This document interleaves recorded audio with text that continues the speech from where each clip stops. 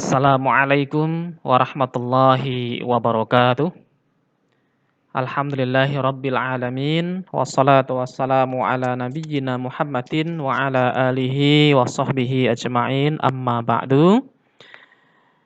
Anak-anakku sekalian yang semoga dirahmati Allah Subhanahu wa taala, mari kita kembali belajar IPS terpadu pada kesempatan hari ini dengan mengawalinya membaca Bismillahirrahmanirrahim. Rabbi zidni ilma warzuqni fahma. Semoga Allah Subhanahu wa taala mempermudah kita semua, anak-anakku sekalian, untuk memahami materi yang kita sampaikan secara online atau secara daring pada kesempatan hari ini pada masa pandemi seperti ini. Anak-anakku sekalian yang semoga dirahmati Allah, IPS terpadu pada kesempatan kali ini kita akan melanjutkan materi yang kemarin tentang kegiatan ekonomi. Maka pada kesempatan kali ini kita akan membahas tentang kelanjutannya, yaitu adalah perihal permintaan, penawaran, harga pasar, dan pasar. Nah, pada pertemuan kali ini, anak-anakku sekalian, kita akan fokus untuk membahas tentang permintaan terlebih dahulu. Nah, anak-anakku sekalian, apakah permintaan itu? Anak-anakku sekalian pasti sudah pernah mengalaminya di dalam kehidupan sehari-hari. Cuma mungkin ada di antara anak-anakku sekalian yang masih belum mengerti bahwa apa yang kita lakukan itu adalah bagian daripada permintaan. Apa permintaan itu? Permintaan adalah jumlah barang atau jasa yang diminta oleh seseorang atau konsumen, ya, kita semua, dalam waktu tertentu pada berbagai tingkat harga, ya. Jadi kalau kita butuh sesuatu, kemudian kita beli barang itu, itulah yang disebut dengan permintaan. Anda butuh buku tulis, kemudian Anda beli buku tulis, itulah permintaan, ya. Misalnya, dengan uang saku sebesar 10.000, Jordan mampu membeli soto 1 mangkok serta es teh 1 gelas. Permintaan dari konsumen adalah 1 mangkok, ya. Jadi dengan harga 10.000 bisa mendapatkan 1 mangkok soto. Ini yang disebut dengan permintaan. Dengan harga tertentu mendapatkan jumlah barang tertentu. Faktor-faktor yang menentukan perubahan permintaan. Jadi permintaan itu tidak tetap. Permintaan akan selalu berubah. Nah, ada faktor-faktor yang menjadi pengaruh terhadap jumlah permintaan. Yang pertama, pendapatan konsumen. Kalau konsumen pendapatannya semakin tinggi, maka jumlah permintaan yang akan dia lakukan terhadap suatu barang akan semakin tinggi. Akan tetapi sebaliknya, jika pendapatan konsumen menurun, maka kemampuan untuk membeli akan mengecil dan juga mengakibatkan perubahan pada permintaannya akan semakin menurun. Cita rasa atau selera konsumen. Jadi konsumen memiliki selera yang berbeda-beda terhadap suatu barang.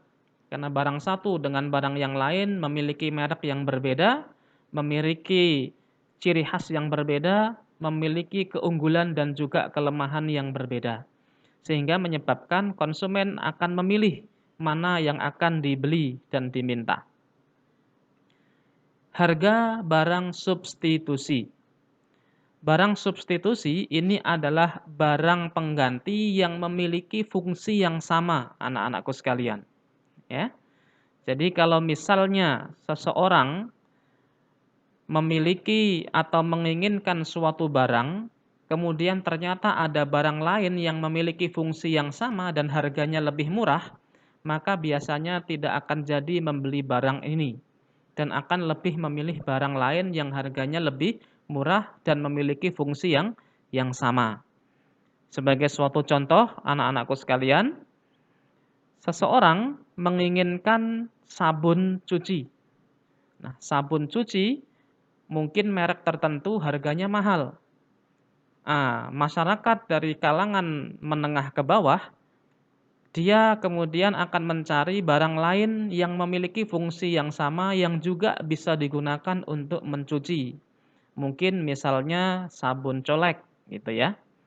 Maka karena dianggap memiliki fungsi yang sama, akhirnya lebih memilih membeli sabun colek yang memiliki fungsi yang sama.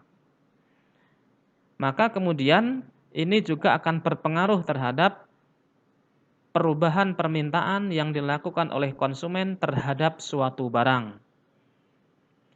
Yang keempat, faktor berupa harga barang komplementer. Barang komplementer ini, anak-anakku sekalian, adalah merupakan barang yang saling melengkapi. Jadi barang satu dengan barang lainnya saling melengkapi. Sehingga apabila harga barang pelengkapnya ini tinggi, maka barang yang dicari ini, yang diinginkan, yang diminta, walaupun mungkin harganya tidak terlalu tinggi, tapi tidak jadi dibeli atau permintaannya akan menurun. Karena apa? Barang pelengkapnya harganya tinggi. Misalnya seseorang membeli teh, ya, permintaan terhadap teh ini akan terpengaruh oleh harga pasangan teh, yaitu adalah gula. Jadi kalau harga gula tinggi, maka permintaan terhadap teh biasanya akan menurun. Karena apa? Karena teh tidak akan bisa digunakan tanpa gula. Tapi kalau harga gula turun, maka permintaan terhadap teh biasanya juga akan meninggi. Yang kelima, iklan. Iklan ini juga berpengaruh seberapa besar perusahaan mengiklankan barang yang dimilikinya akan membuat masyarakat atau konsumen lebih mudah untuk tertarik terhadap iklan itu dan akhirnya memilih untuk membeli barang-barang tertentu. Nah, anak-anakku sekalian, hukum permintaan yang akan kita bahas berikutnya. Apa itu hukum permintaan? Hukum permintaan merupakan suatu kondisi yang akan terjadi pada permintaan apabila terjadi perubahan pada harga. Jadi hukum permintaan ini anak-anakku sekalian adalah kondisi permintaan meninggi atau menurun permintaan konsumen terhadap suatu barang akan dipengaruhi oleh perubahan harga barang tersebut. Ya.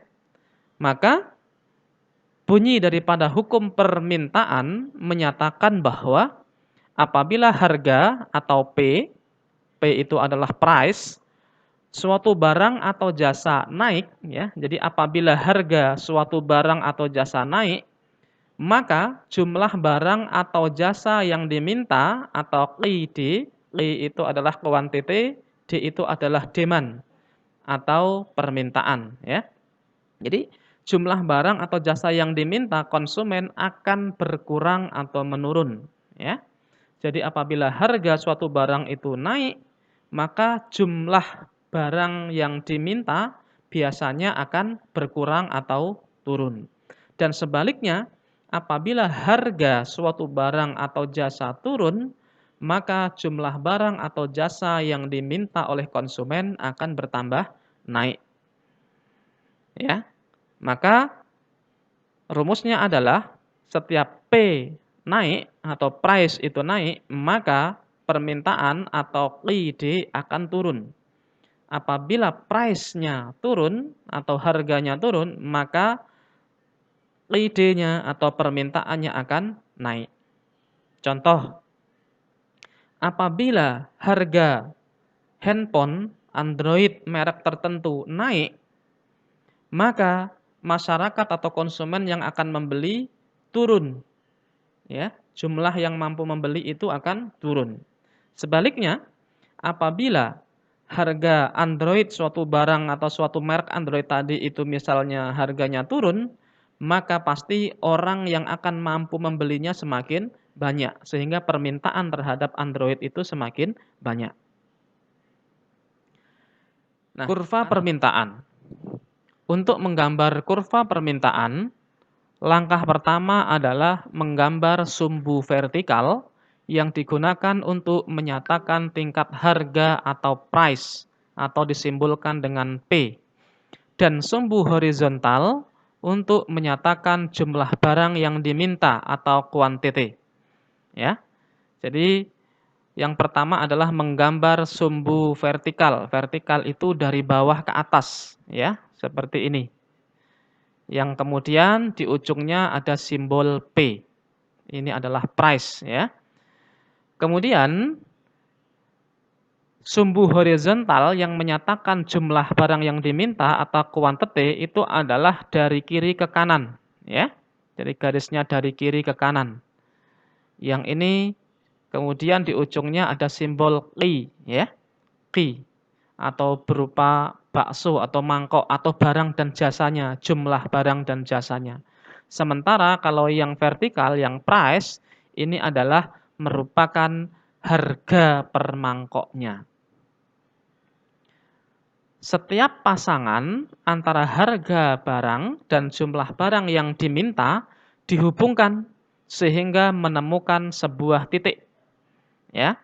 Jadi misalnya ketika harga bakso satu mangkok 12.000, ternyata yang mampu dibeli, yang diminta oleh konsumen sebanyak ini, 200 mangkok.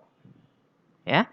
Ketika harganya 12.000, ternyata jumlah permintaannya adalah 200 mangkok. Sehingga disimbolkan dengan huruf E ini. Nah, ketika ternyata harganya naik, satu mangkok harganya 14.000, ternyata jumlah permintaannya menurun, tinggal 180 mangkok saja.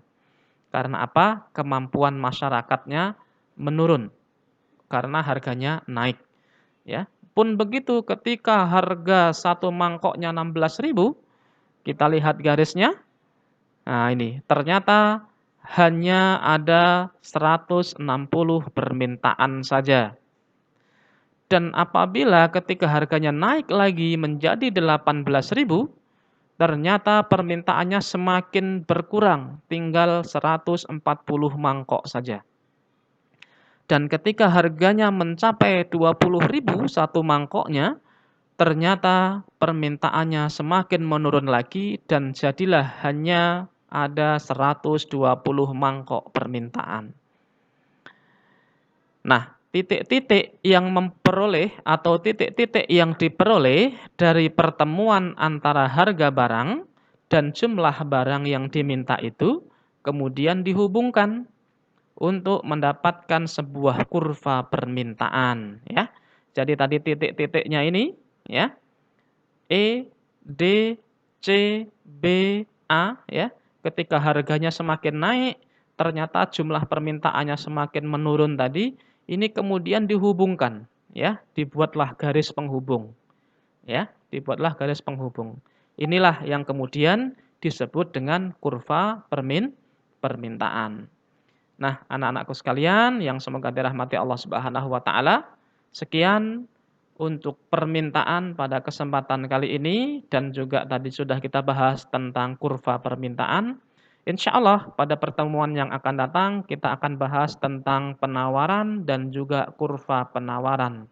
Yang mana penawaran dan kurva penawaran ini berbanding terbalik dibandingkan dengan kurva permintaan. Nah, anak-anakku sekalian, sekian yang dapat Bapak sampaikan. Tetap semangat untuk belajar. Semoga Allah Subhanahu wa taala mempermudah kita untuk menguasai dan memahami ilmu-ilmu pelajaran kita. Dan tentu yang pasti jangan lupa jaga protokol kesehatan, taati kedua orang tua, jangan lupa ibadah kepada Allah. Semoga pandemi ini segera berlalu dan kita bisa kembali belajar seperti biasa di sekolah. Sekian dari Bapak, kurang lebihnya mohon maaf lahir dan batin. Billahi taufik wal hidayah. Wassalamualaikum warahmatullahi wabarakatuh.